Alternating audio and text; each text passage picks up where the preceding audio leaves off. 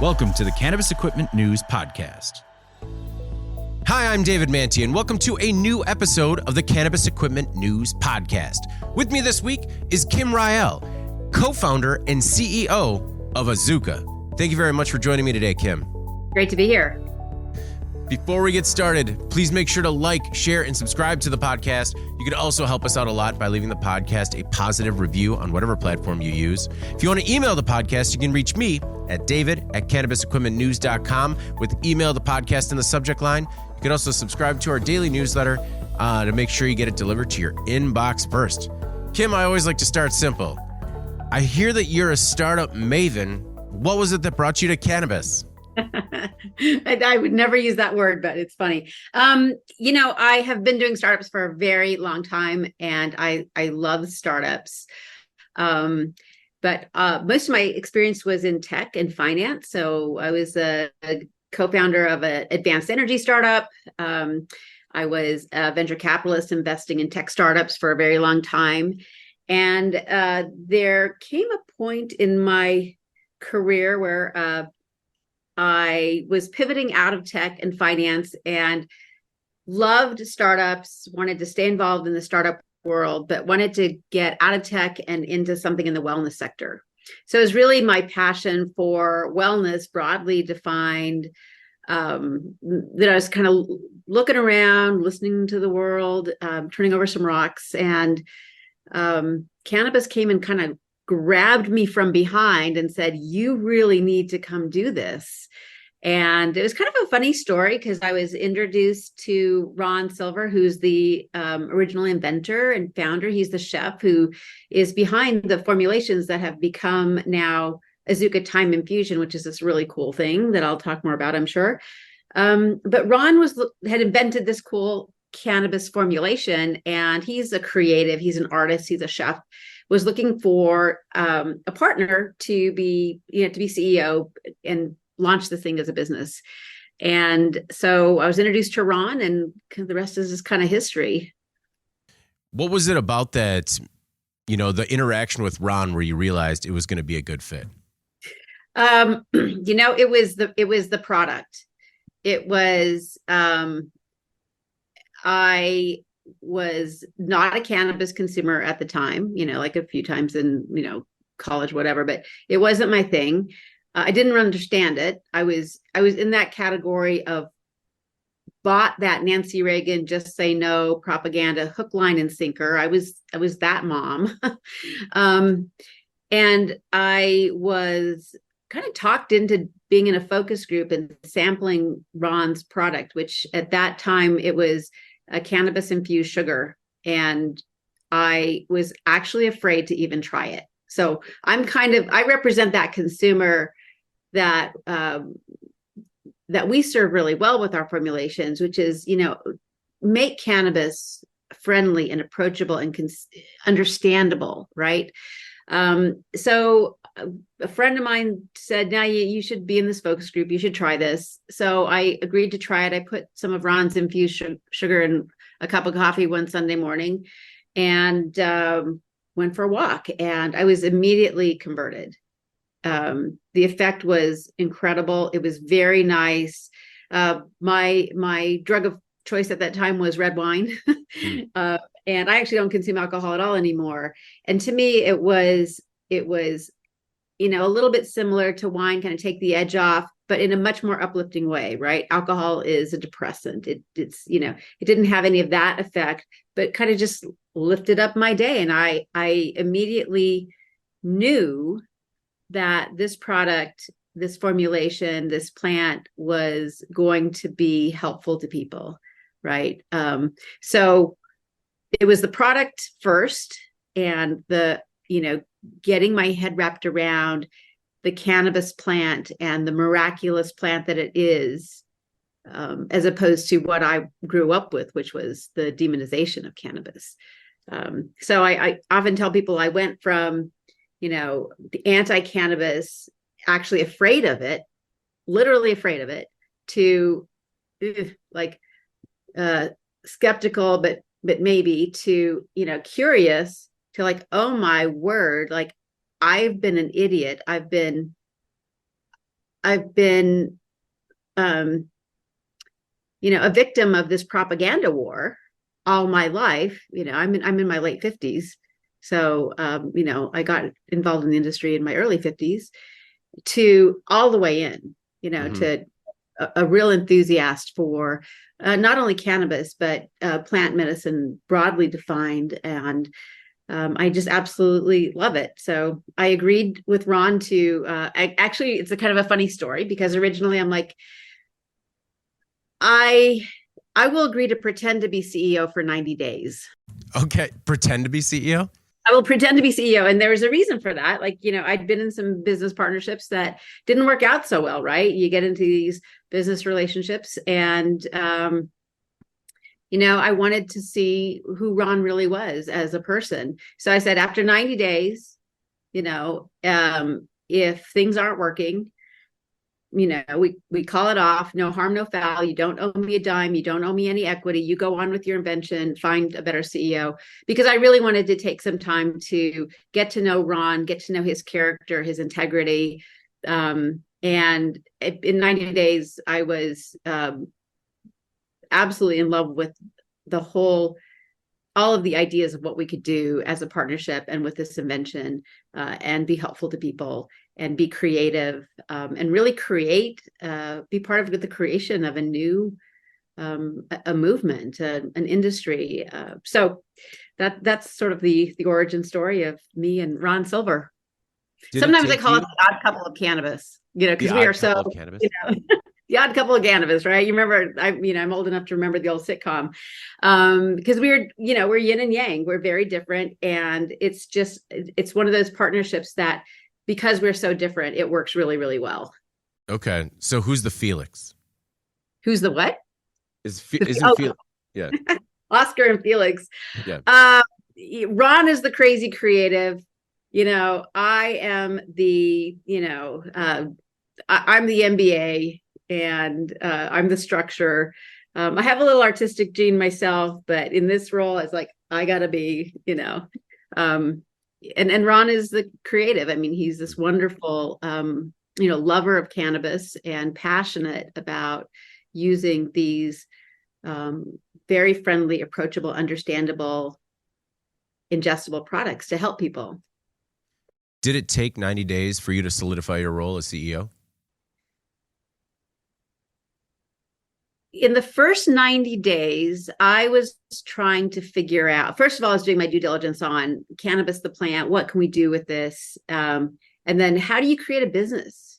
What's a business model that will work? Because we're going to have to go raise investor capital, right? We didn't raise a lot of money, but we raised a little bit of money to get launched. And so I spent that time trying to build a business case in my own mind, and then something that we could articulate to investors. And, we had the classic dilemma in cannabis, which is, how do you scale when we're still in this ecosystem where you can't move product across state or country lines? That just makes no sense, right? I've been involved in dozens and dozens of startups. They've never had a weird constraint like that. And then you add 280E on there, and that's just absolute insanity, right? Mm-hmm. So the business obstacles are unlike any I've ever seen, right, in my career. So I spent that first 90 days really trying to figure out and start to be able to describe a business model. So we've got this invention. How do you create a business model around that invention that is sustainable? And that's one of the problems we see in cannabis today, right? We see a lot of fallout in the industry of businesses, some that raised a tremendous amount of capital that are, that haven't been able to sometimes, because of these ecosystem constraints, to build a sustainable business. So after you did your due diligence, what did you come up with? What is your idea of a successful business model with this product in cannabis? Sure. So what we came up with, and we have certainly iterated on this a number of times since our first launch in 2018, is a business model that it's really about focusing on what we can be best in the world at. as a company. And what we can be best in the world at is designing these, what I call advanced formulations. So we're in this subsector of cannabis. Some people call it emulsion technology. Some people call it, nano. I don't use that term at all. I don't think it means anything. But I call this segment advanced formulations. And what we can be best in the world at is taking the active molecules from the miraculous cannabis plant and transforming those molecules into ingredients that are both easy for the human body to intake and metabolize. So you get fast acting, predictable edibles as a consumer, and also very easy and scalable for brands and manufacturers to make in a cost-effective way. So that's what we can be best in the world at. And we defined a business model where we license our intellectual property. So we really look a little bit like a biotech company. We license our intellectual property to brands and manufacturers all over the country, in a couple of countries beyond the US now, and growing there. We license the IP and the formulations. And then as part of that license agreement, we sell a non-infused precursor ingredient, which is called Activator. So we now have a family of activators, depending on your product form. And we sell that activator to our customers. And that's it. There's no royalties. There's no, big licensing fees. There's none of that. All we do is sell a product in a package on a pay-as-you-go basis to customers who want to make the best ingestible cannabis on the planet. So we help them make their brands better. Before you came to cannabis, you said you were in the tech world. What was your greatest hit or your favorite startup that you were a part of? Oh, wow. Interesting. I would say it was my venture capital firm, which was a startup that funded other startups, but we were a startup VC team. So we got a team together. We raised 3 different investment funds, and we invested in dozens of other tech companies. So that was super fun, because we got to be involved in dozens of companies, work with dozens of entrepreneurs. Every day was different, and that's what I love about startups. I think that's why I love cannabis so much, right? Because there are no 2 days that are the same. There's always some new twist and turn, and you just have to constantly be scanning the ecosystem, talking to customers and partners. So I love a little bit of chaos. I think chaos is opportunity. So, well, I think you're going to get plenty of chaos in cannabis. And as you mentioned that, what was it? The insanity of the business. What has the adjustment been like for you? Just because we hear a lot about people coming from outside the industry, especially in the C-suite, and kind of coming into it. And sometimes they struggle. Sometimes they're able to kind of like rein it in and really give focus and direction. Were you almost chased off or like scared off by the insanity of the business? I'd have to say no. I'd have to say it was like once I got the hook, and once I re-educated myself on the history, like why was this plant? Why did I have this negative? Why did I believe the stigma? Once I did my research on the history and understood all of the falsehoods that had created that stigma in my brain, I was all in, right? And all in on trying to be a voice to other people who had also taken all of that propaganda at face value. I'll tell you a funny story. I mean, it was crazy. My then teenage daughter, about 2 years before I joined the industry, she was in high school. She knows I tell the story all the time. She got caught on a school trip. The kids had a joint. They were passing it around, whatever. They all got in trouble, full investigation, called the parents, the whole 9 yards. And I was so furious at her that, she got her school consequences. And when she got home, she got punished by her mother. And her punishment was to write a 5,000 word essay on the evils of cannabis. for me. Now, 2 years later, same mother is CEO of a cannabis company, and said daughter is then, a young adult, and she's like, who are you and what did you do with my mother? But I mean, that's how ingrained I was in that wrong thinking. Right? I was ingrained in wrong thinking. And so and I think one of the ways I can be an asset in the industry is because I came into it with that perspective, right? And I actually do this fairly often, right? I can bring people on that journey who are still there, and I can talk them through, like, how did this fairly straight-laced, MBA end up doing this crazy cannabis thing? Well, and that's a story I can tell, and I'm very enthusiastic to share, to bring other people through kind of to the other side of that, that darkness that so many of us grew up with around the plant. So how'd you grade the essay?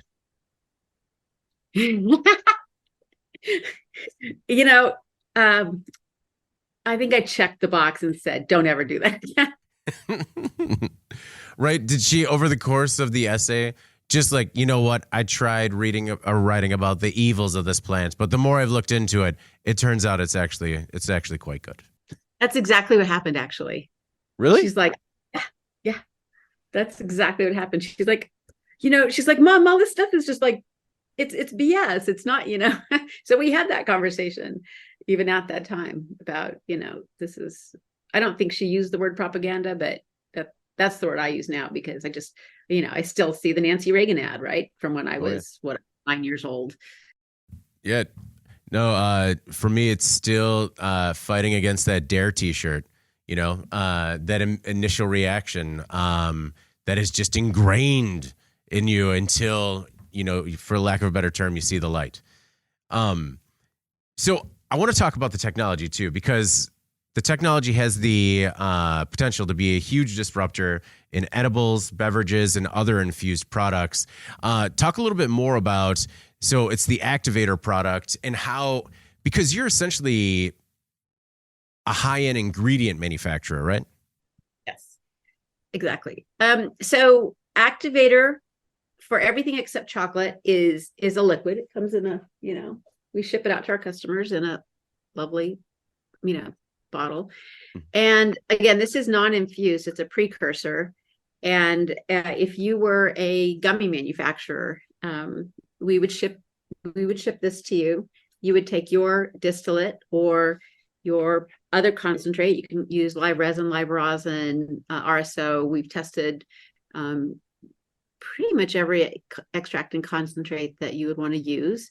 You take that activator and you combine it according to our SOPs with your active input, which is how we scale across state lines, right? We don't manufacture THC products. We manufacture the non-infused precursor.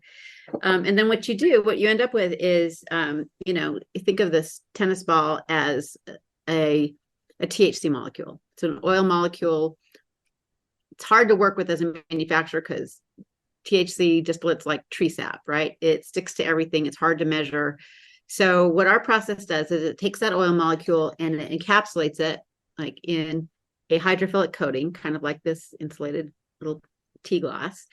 And that hydrophilic coating of that single molecule is what makes our products so easy for the human body to absorb. So this encapsulated molecule, because it's hydrophilic or water friendly, water seeking, and our bodies are over 60% water. So when you ingest it, it's absorbed in the soft tissues. It reaches your endocannabinoid receptors very quickly without breaking down into 11-hydroxy THC, right? This is still delta 9 THC, which is what gives you the smoker's high, the euphoric effect. So this hits your bloodstream in 5 to 15 minutes and you experience the effects very quickly. And it's more of a euphoric smoker's high in an edible product. So it solves all of those problems for consumers. So it's fast acting. It tastes great. We don't use any surfactants or weird stuff in our ingredients. And and it's a predictable experience, right? Mhm. So it solves those problems for consumers. And then if you're a manufacturer, it solves a couple of problems too. One is this process takes care of the stickiness, right? So you don't have distillate sticking to everything in your kitchen. Okay. So your active ingredient loss in your cooking process is actually improved, meaning if you traditionally are losing 20% of your distillate by the time you calculate the end of it, just because it's sticking to spatulas and dishes and stuff. This process can save up to, in one study, 65% of the manufacturing waste of active distillate. So, Wow. so yeah, it's kind of that really nice combination of benefits for the consumer who is consuming the cannabis and the manufacturer who's making the products by using this time infusion process. How is it differ from a nanoemulsion? So to me, the word nanoemulsion means so many things, it doesn't mean anything. Okay. People use that term, I think, very loosely in the industry, and we don't use it at all. So the term we use is molecular encapsulation. So individual molecular encapsulation. Okay. Is it that that's what other people are trying to do and just misusing the term, in your opinion?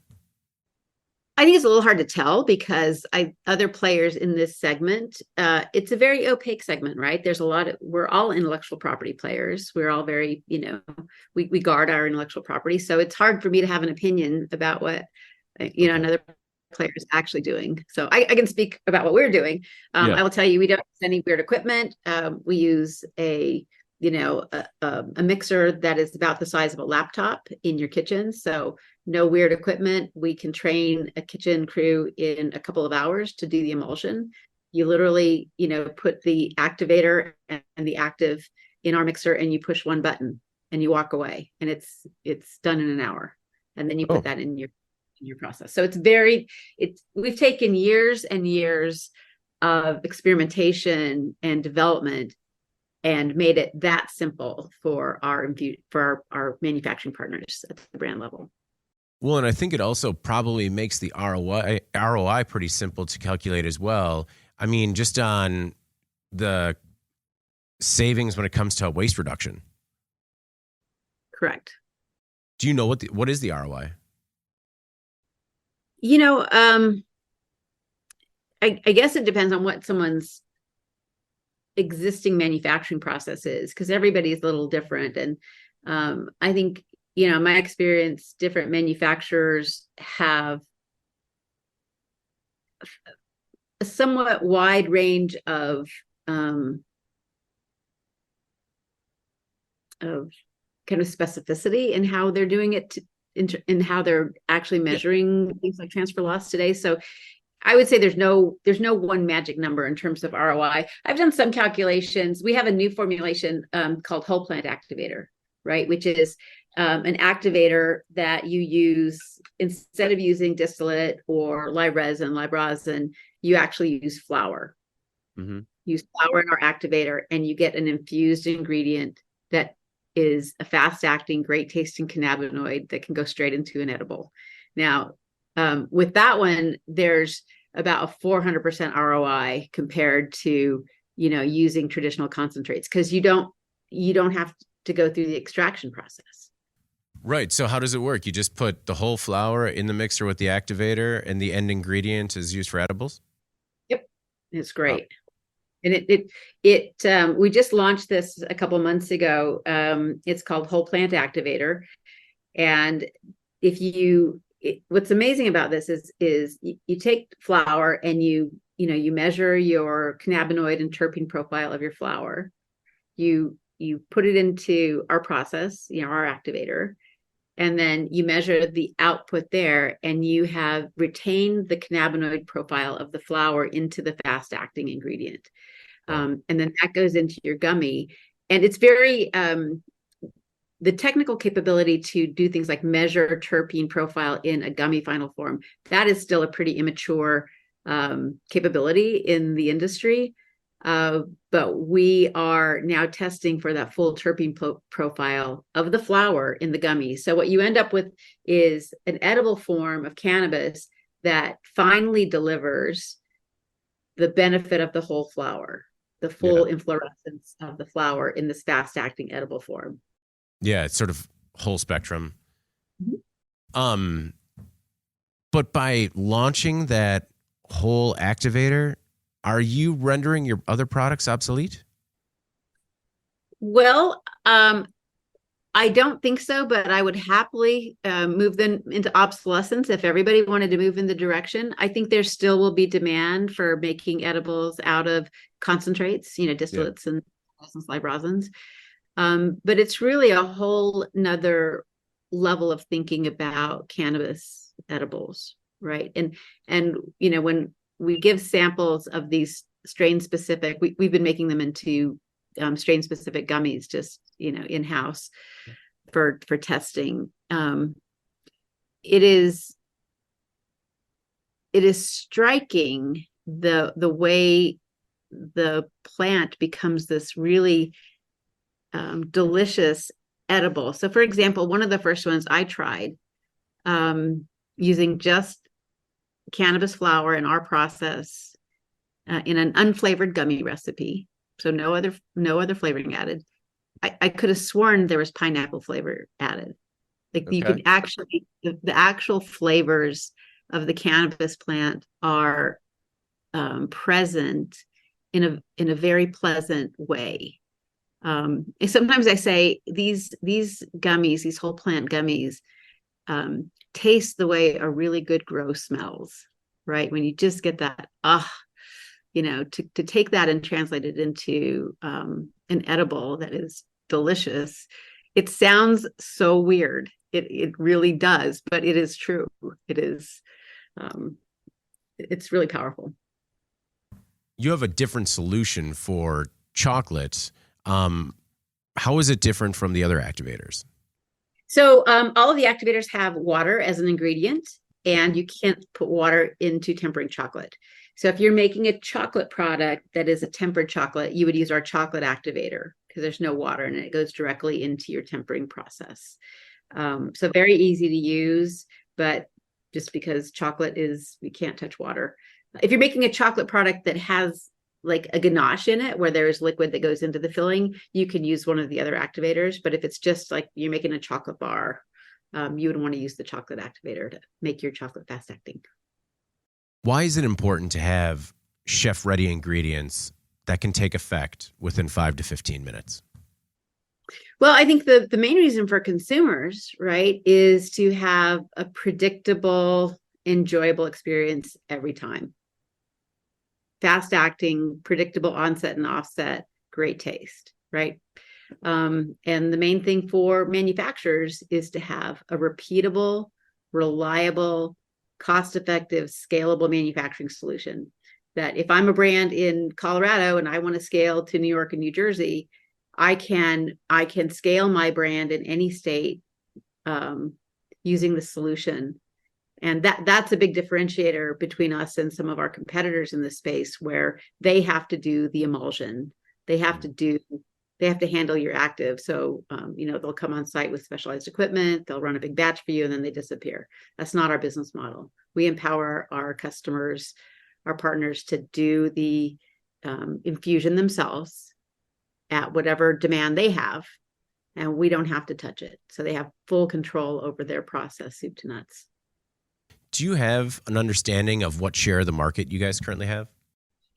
That's a great question. If there's anybody from BDSA or New Frontier Data listening, I'm on a soapbox to get this category tracked. Right now, there is no, there's nobody that I found anyway that's tracking this advanced formulation segment, or even that's tracking product SKUs for fast acting, which is just one attribute, right? But yeah, we don't have that data. I'd love to have that data. I'd pay for that data if BDSA is. We will make sure to cut this specific spot out, and we will tag them on all the social media for you. That's great. Excellent. But But yeah, so one of the things that I would add to that is, we did our first launch in 2018. And at that time, most edibles were what I call traditional edibles, right? They were the slow onset. They were the, get converted into 11-hydroxy in your liver. And, part of my frame of the industry was that over time, traditional edibles were dead, right? That consumers wouldn't put up with slow onset because they didn't have to.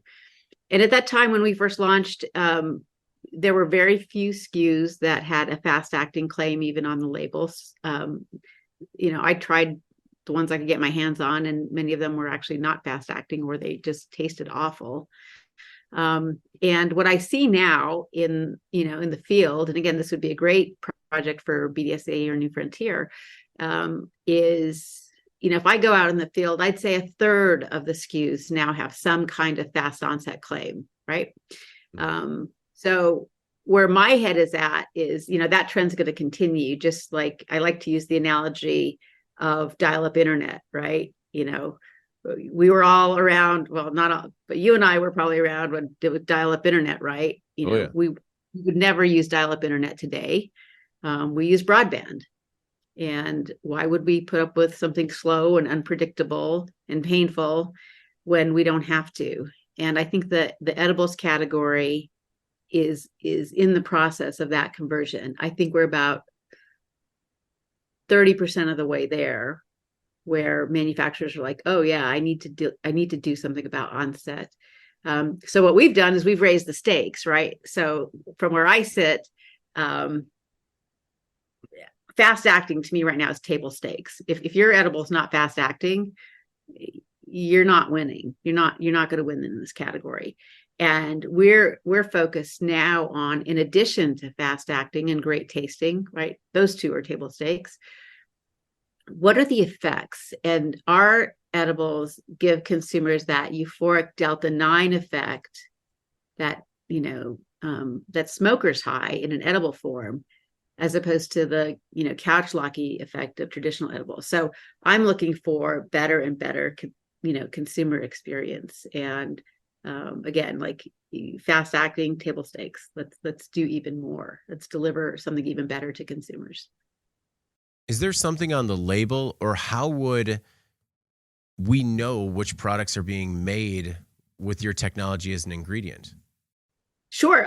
So products with our ingredient actually have our Azuca or Azuca Time Infusion on their label, or on their ingredient panel. It'll say Azuca Time Infusion. So we have a co-branding model. What we deliver is a value add, a premium ingredient that consumers are starting to recognize. And so we put that front and center, or our partners put that front and center on their labels. What markets are you the most prevalent in right now? Oh, wow. We are in, I think, close to 20 states now. Canada, Puerto Rico. We're expanding into South America now, looking at Europe. I think we have the most SKUs in Massachusetts, but I'd actually have. Are you probably SKUs in Massachusetts right now? Okay. Are you in Illinois? We are in Illinois. All right. Well, good, because I'm in Madison, Wisconsin, and I'm close to Illinois. That's the only reason I'm here interested. We are in Illinois. I'll send you where to look for us. Excellent. That would be excellent. In your opinion, do you see Generation Z being the last generation with unpredictable edibles?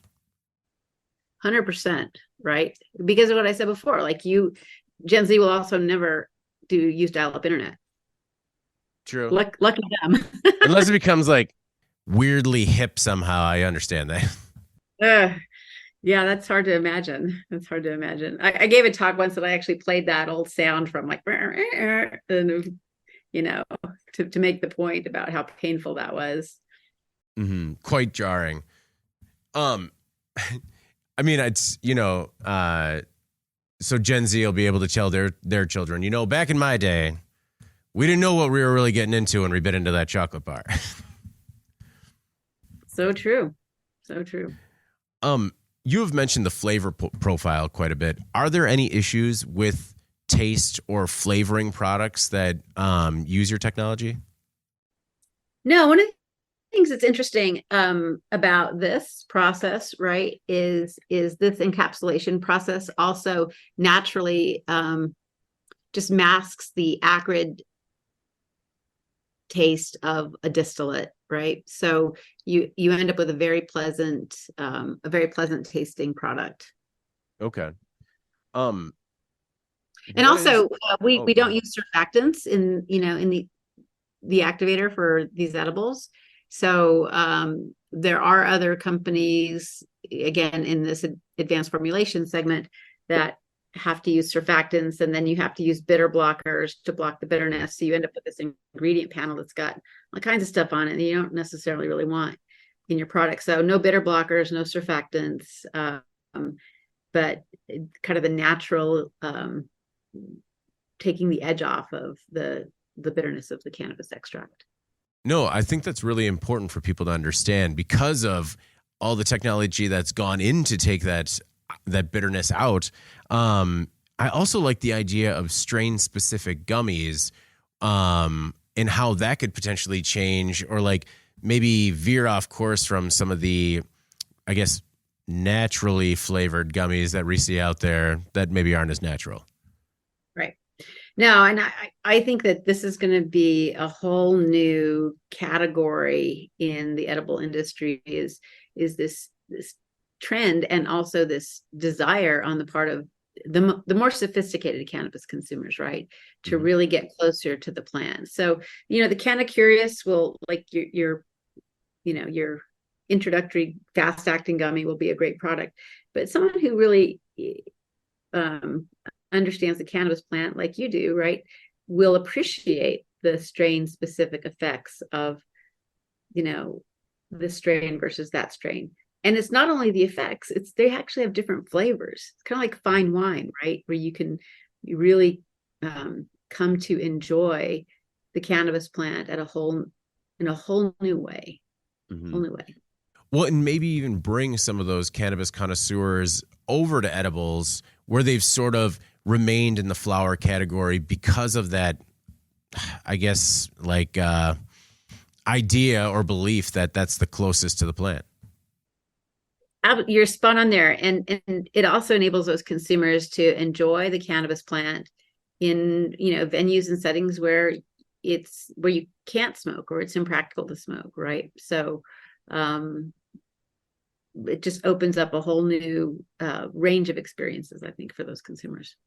In terms of opening up new experiences, in your opinion, what are the challenges when it comes to social consumption, and how does this new technology look to undo that? I'm an optimist, and I really look forward to the day where, my adult children and grandchildren can walk into a venue and order a cannabis cocktail, and their friend next to them orders, their Chardonnay, right? Mm-hmm. And that there will be more choices at retail for social consumption of cannabis plant. We're not there yet. Our regulatory frame for social consumption is still in the dark ages, frankly. But what we can do is we can create tools to normalize that experience. So one of my favorite things is we have a cocktail kit, right? Mm-hmm. Where you can use. We make a fast-acting cannabis-infused simple syrup. Oh yeah, there we go. I do have looks kind of like that. Okay. And every mixologist on the planet knows what to do with a simple syrup, right? It's in every cocktail on the planet. We actually made a cool little set of some fun. We've got the Time Collins, which is our brand. We've got the Hurricana, the Bud Slide. So we've made all these fun, cannabis cocktail recipes using one ingredient. So either at home, you can have a party at home with cannabis cocktails. I'm headed to Minnesota in a couple of days to, get my feet on the ground there, because I think they're really doing some leading edge stuff around cannabis beverages and social consumption in Minnesota. So I want to get out there and really experience it firsthand in the next few days. So I see this as coming. And I think that, Gen Z, I think our children's generations are frankly going to be smarter than our generation was about things like alcohol, right? About consuming ethanol on a regular basis for fun. It's really, Yeah. So I see a lot of changes. I may be a few years ahead of, where the regulatory frame and the market is, but I see it coming. And I'm very excited about that, the normalization of cannabis beverages for social consumption. Well, I'm excited to hear about what you find in Minnesota as well, because I've heard the same thing. And Minnesota, with the way they wrote those rules, really opened the door to potential venues like stadiums and other places to have sort of like almost a temporary license to be able to sell cannabis cocktails. And no, I'm really interested to see what you find there. Cool. We'll talk next week. You had mentioned the Time Collins. So I want to make sure I have this right. So Time, that is the technology, right? The thermodynamic individual molecular encapsulation. That's an acronym for the actual process. Yeah, that's the tennis ball in the cup. Is Time. You got it. Got it. Do you have in your list of cocktails there? Do you have a personal favorite? My personal favorite is the Nito Mojito. Okay. I love the mojito. It is just like so refreshing, and like think of mint and lime and seltzer and cannabis. Oh my gosh, beautiful. Great on a hot day. So you had the RTD Activator launched in June. As you have launched these products and brought them to market, what has been the response? We found people are very, very excited about this business model that empowers the manufacturers to control their destiny, right? So that I think is the thing that puts our solutions ahead of our competitors from a manufacturing perspective. And then, the consumer experience of like this euphoric Delta 9 tastes great, clean label. The combination of those two has been really well received. Have you had any difficulties bringing it to market? I think like every startup, you have to like listen and learn and pivot. It's funny. I mentioned our first launch was in Massachusetts in 2018, and I was cleaning some files this past weekend, and I actually found like when we first started, we were making individual what is now this and very easy for our customers to use. We were packaging kind of the first generation of that in single containers for a batch of cookies, a batch of gummies. It was not scalable, right? You come out of like startups, you come out of the starting gates and with what at the time. So I think that the difficulty was in figuring out how to scale this thing in this weird ecosystem. Again, where you can do things across state lines. So yeah, we hit our head up against a lot of walls. I was in that first kitchen. I was in the kitchen myself. I remember like one midnight Sunday night, I was personally calculating all of our batch specific potency results from the third party lab to put on, the labels, which, was a regulatory quagmire, right? To be compliant with all that stuff. And I was going like, how can this become a business? Like I'm this CEO of this company. We're trying to get launched. And it takes me being in this kitchen at, 10 o'clock midnight on a Sunday night by myself, doing all this math. It was crazy. It was crazy. But, so I think the difficulties have been like taking on this, how do you scale in this industry challenge? That's been the hardest thing. And the other thing that's hard right now is when we describe this whole plant activator and this whole plant process, people often like glaze over, like it's so counter to what we know and what we do, right? It's like it makes people like really scratch their heads and go, I almost don't believe you. Yeah. Easy. So that's a little bit of a marketing challenge, you know, and getting a new partner to try it, right? Because once you try it, you're like, wow, that's really interesting. That is really different. So those are, you know, how we all the way back in the past, you know, 2018 seems like a million years ago to me, right? Mm-hmm. Cannabis years, as they say. It's true. I've heard that. Well, as you wouldn't say it, but as I've heard, you're a startup maven. But are the cannabis hooks in? Are you kind of here indefinitely, or is this, you know, once you kind of see Azuca up and off the ground, it's on to the next? Oh, it's an interesting question. I love plant medicine. Mm-hmm. So I don't see I would never want to go back to tech. I did tech for almost 30 years. And I learned a lot, but I would say I am, you know, plant medicine, like in very, there are other aspects of that I am interested and curious about, but right now I'm all in on this. Finally, you had talked about your personal re-education. Ever since you moved to cannabis, who has been the most difficult in your life to re-educate and just kind of help them align with your new way of thinking when it comes to cannabis?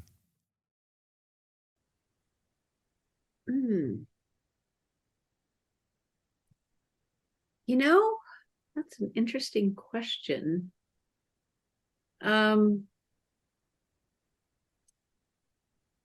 You know, the one person that I was close to that has since passed, he was kind of my adopted father. He was the father of one of my best friends.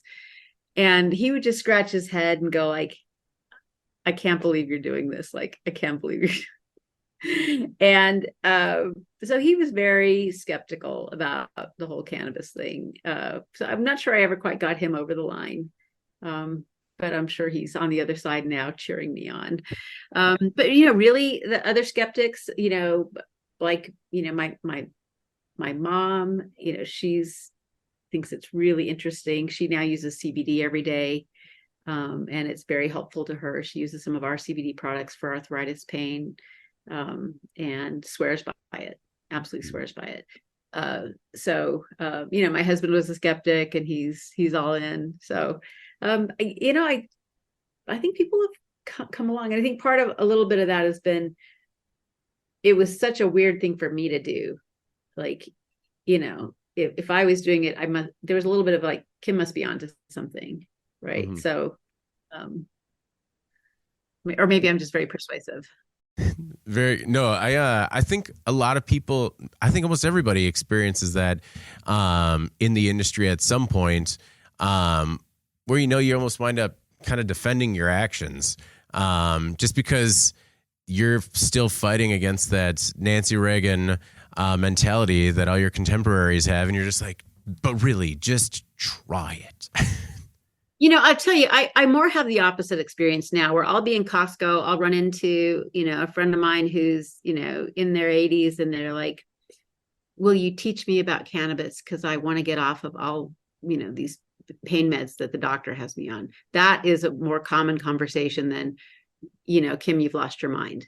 Okay. Because yeah, and that is not uncommon. I have, you know, a lot of friends who are in their, you know, 70s and 80s who are very interested, because they also had a lot of the, you know, brainwashing, and they're now wanting options for, you know, for pain and sleep and things that cannabis is lovely for.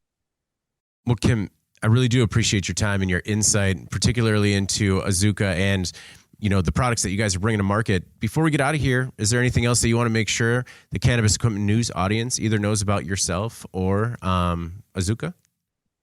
You know, our most important core value as a company is helpfulness.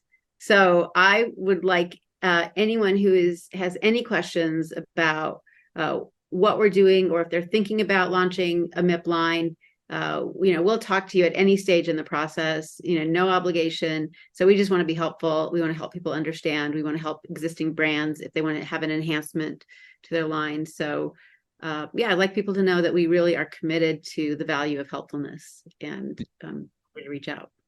Did you say a MIP line? MIP. Yes. What's MIP?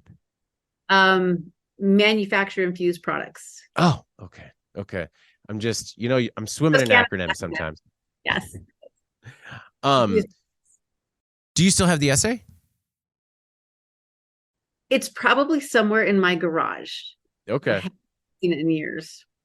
I'm just curious. I don't know. I found that was a particularly charming part of the conversation. I'm really, really happy that you shared that story with us.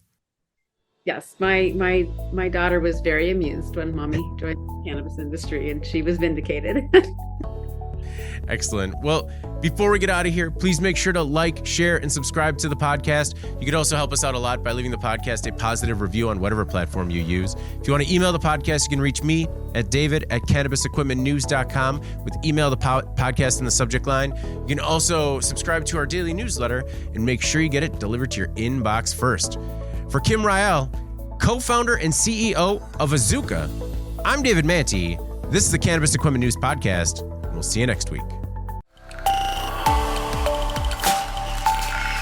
Thank you for listening to the Cannabis Equipment News Podcast.